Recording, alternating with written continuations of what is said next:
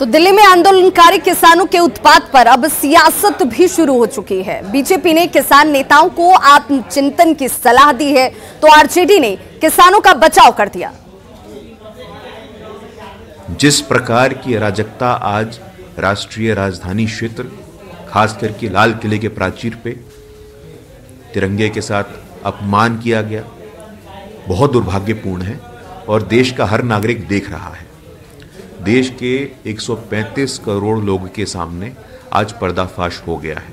आपकी मंशा क्या थी आज स्पष्ट हो गया है।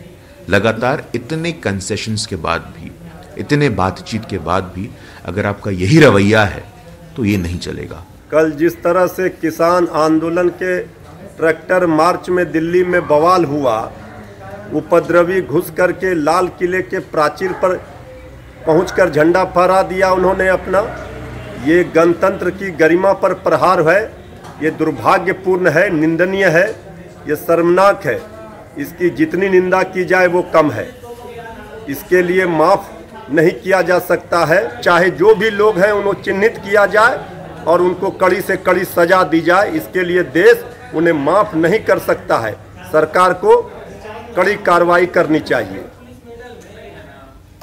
इधर जेटू ने दिल्ली में किसानों के उत्पात को कांग्रेस की साजिश करार दिया। जेटू सांसद महाबली सिंह ने कहा कि कांग्रेस ने ही पंजाब के खालिस्तान समर्थक उपद्रवियों को आगे कर किसानों को मोहरा बनाने का काम किया है।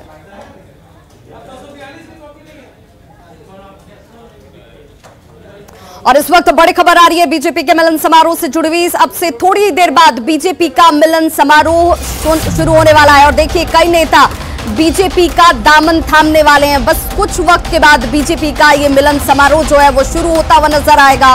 पूर्व सांसद सीताराम यादव, पूर्व एमएलए नगीना देवी, डिप्टी मेयर मीरा देवी और संतोष मेहता बीजेपी का दामन थामते हुए नजर आएंगे। और सिर्फ यहीं पर ये लोगों के शामिल होने का सिलसिला नहीं रुकने वाला। कई ऐसे नाम हैं जो बीजेपी का दामन थामेंगे। बिहार बीजेपी प्रभारी भूपेंद्र यादव की मौजूदगी इस दौरान रहने वाली है। प्रदेश अध्यक्ष संजय जायसवाल और सुशील कुमार मोदी मौजूद रहेंगे। इस मिलन समारोह की शुरुआत अब से थोड़ी देर बाद ही होगी। भूपेंद्र यादव, सुशील मोदी सहित तमाम नेताओं की मौजूदगी इस दौरान रहने वाली है।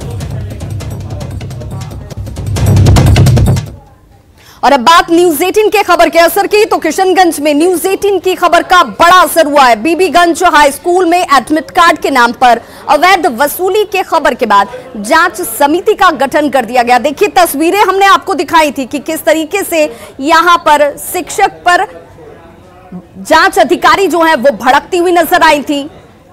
मामले की जांच करने के लिए वो पहुंची हुई थी। प्रखंड शिक्षा पदाधिकारी ग्रामीणों के सामने ही भड़क जाती हैं और प्रधान शिक्षक को जमकर फटकार लगा दी। जांच टीम ने ग्रामीणों को कार्रवाई का आश्वासन दिया है। वहीं जिला शिक्षा अधिकारी ने स्कूल के प्रधान शिक्षक को दोषी बताते हुए फौरन कार्रवाई की बात कही। बोलिए सबके सामने में, मुंह खोलिए। आपको कहाँ का है? आपका बता रहा है, आपका वीडियो बता रहा है, आप खुद बोले हैं। आप नियमानुसार बता दिए। तो जांच टीम का प्रतिवेदन प्राप्त हुआ है। जांच टीम के प्रतिवेदन के आलोक में हेडमास्टर के विरुद्ध कार्रवाई की तैयारी की जा रही है। तो ऐसा तो कोई मामला नहीं आया है। हेडमास्टर के विरुद्ध ही आरोप प्रमाणित हुए हैं और हेडमास्टर के विरुद्ध वैधानिक कार्रवाई की तैयारी चल रही है। और वाल्मीकि नगर पहुंचने वाले पर्यटक अब त्रिवेणी संगम और महाकालेश्वर मंदिर का दर्शन कर पाएंगे। जी हां, पर्यटन विभाग मार्च तक इन पर्यटन स्थलों तक पहुंचने के लिए जरूरी सुविधाएं मुहैया कराएगा। स्थलों का जायजा लिया न्यूज 18 संवाददाता मुन्ना राज ने। वाल्मीकि नगर में इको टूरिज्म के तहत सैलानियों के लिए 2 नए अध्याय शीघ्र ही जुड़ने वाले हैं। आप दाहिने का इलाका देख सकते हैं कि कौलेश्वर महामंदिर है। वर्षों से यह मंदिर उपेक्षित रहा है, जिसे इको टूरिज्म के तहत जोड़ने की कवायद चल रही है। साथ ही जो सामने का इलाका है वो त्रिवेणी संगम का इलाका है और काफ़ी 3 नदियों का यहाँ संगम होता है और प्राचीन काल से यहाँ लोग आते रहे हैं और महर्षि वाल्मीकि से जुड़ा हुआ यह धरती है।